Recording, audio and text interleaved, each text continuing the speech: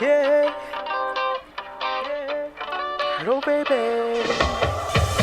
Kapitso maswagan kalugana lumantana we afakana yayano baby Titik matsoyad na kuloza ni famal Falo samyamzao otanyumal Kapitso maswagan kalugana lumantana we afakana yayano baby Titik matsoyad na kuloza ni famal Falo samyamzao otanyumal Allo baby, efa afaka sambola testrave raha efa milamy mandalo aradema avy mibosy amy serana rem baby an'izay kosa leneny to de tezeran'izay vao miteny antray aza tao anjano le izy ady efa vita fa mba okizay baby tsisy anjano afotana mafady aza avonavonana fa tsy mataty sipa tsy fantatro ino mba sanina tsy hoe motifanina tena mba marina za vedy anao an'izany resaka maritra fa tsy mianiany indraindria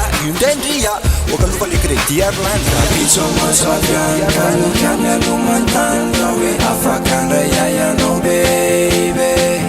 Titik matsoyad na kuloza ni famal Falo samyamzao otanyumal Kapitso matsogan kalukana lumantana we afakanda yayano baby Titik matsoyad na kuloza ni famal Falo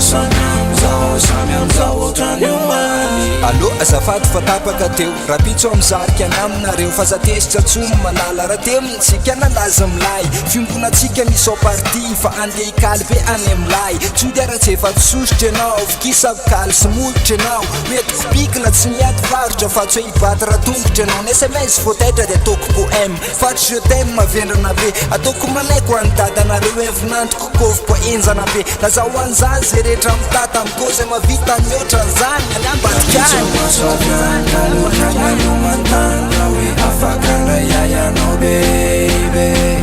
Titik matsoyad na kuloza ni famal Falo samyamzao otanyumal Kapitso matsogan kalukana lumantana we afakana yayano baby Titik matsoyad na kuloza ni famal Falo samyamzao otanyumal